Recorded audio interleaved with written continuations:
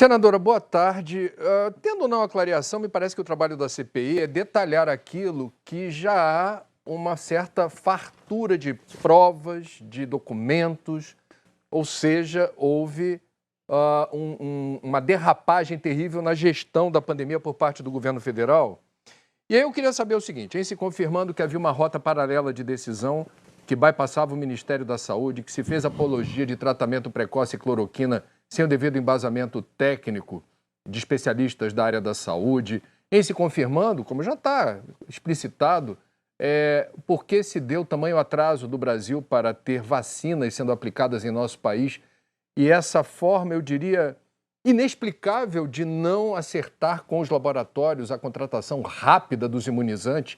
Em se confirmando tudo isso, eu acho que está todo mundo em casa que acompanha a CPI querendo saber. Em se confirmando tudo isso, vai dar em quê a CPI? O day after da CPI com um relatório eventualmente contundente, recheado de provas de que o governo falhou.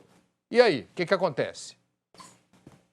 Olha, quando você inicia um processo de investigação, você está ali no foco. O que é que nós temos hoje do ponto de vista de foco? Nós temos uma investigação das ações do governo federal, também temos ali um recorte em relação ao estado do Amazonas, eu digo recorte porque nós tivemos problema no Brasil inteiro, mas no caso específico do Amazonas em relação à garantia, né, do envio, por exemplo, de oxigênio. Mais tarde nós tivemos aí uma tentativa, e aí até no acordo, a inclusão também de direcionamento de recursos federais para estados e municípios. Então, fundamentalmente, nós precisamos responder à pergunta: o que o governo deveria ter feito que não fez para reduzir os impactos da pandemia no Brasil, para reduzir os casos de mortes no Brasil?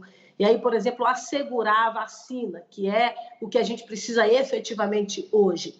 Ou seja, confirmada a negligência do governo federal, e aí, portanto, aí você colocou muito bem, por exemplo, orientação paralela, sem ter efetivamente cargos específicos do governo e, portanto, a falta de preparo técnico para substanciar qualquer decisão política, ficará muito claro, por exemplo, no meu entendimento, o crime de responsabilidade. Em se evidenciando esse crime, naturalmente, que os indiciamentos e os encaminhamentos deverão ser feitos, e a gente sabe o que poderá haver a partir da comprovação desses elementos. É claro que agora nós estamos no meio da CPI, um pouco mais de um mês da CPI. Quando eu falo de acariação, nós vamos comprovar, inclusive com dados e informações que nós já temos aqui de posse da CPI, o que efetivamente é verdade e o que efetivamente é mentira.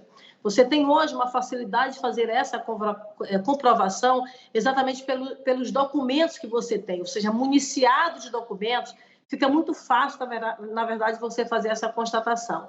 E outra coisa que é bom a gente lembrar, já teve mentira sim até aqui, e várias mentiras. Não seria errado da parte do presidente da CPI se, por exemplo, decretasse prisão dos que vieram até aqui e que mentiram.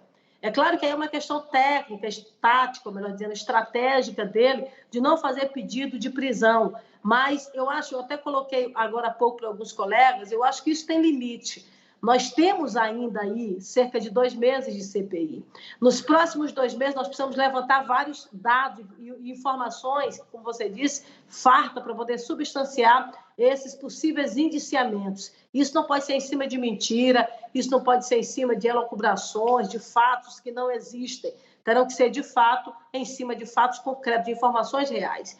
E a acariação nos dará, no meu entendimento, esses elementos. Os indiciamentos serão feitos, e, é claro, o judiciário, né, a magistratura brasileira ou o Congresso Nacional, que tem responsabilidade, que tem função e prerrogativas em cima da questão dos crimes de responsabilidade, eles deverão realmente fazer a sua parte. Senadora, me permita, eu vou repetir aqui o relator Renan Calheiros, ou mesmo as senhoras, os senhores, na CPI, quando interpelam lá a testemunha e dizem, por favor, é sim ou não?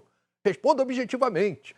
O relatório contundente de provas a gente estava conversando aqui, ou vai para a PGR com Aras, ou vai para Arthur Lira na Câmara.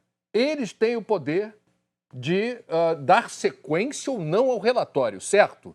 Não nos parece que isso, do ponto de vista da PGR, considerando os precedentes, vai acontecer. Futuro a Deus pertence. Em relação a Arthur Lira, depende da temperatura política.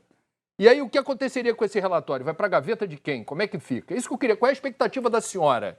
Alguém haverá de levar à frente um eventual relatório contundente, demonstrando falhas graves do governo na condução da pandemia? Veja, essa responsabilidade da PGR, da Câmara dos Deputados, ela deverá acontecer no seu tempo, né? E é claro que isso vai resultar do relatório. Se o relatório evidenciar crime de responsabilidade, é claro que aí se tem elementos, por exemplo, para o processo de impeachment. Essa decisão partirá do presidente da Câmara dos Deputados para fazer, de fato, essa abertura. Então, os demais, crime comum, eles, na verdade, darão o seu prosseguimento no âmbito da justiça. Agora, aqui não é a CPI, como o próprio nome já diz, ela é uma comissão de inquérito, ela é de investigação. Por exemplo, o final de tudo isso, a condenação, ela se dará, de fato, no âmbito da justiça brasileira. Mas eu estou muito otimista, eu acho que nós temos elementos muito importantes e eu acredito, sim, que essa CPI, como se diz popularmente, que se acaba em pizza, eu acho que essa não. Eu acho que os elementos que nós temos são muito comprobatórios e eles serão conclusivos aí para esses encaminhamentos.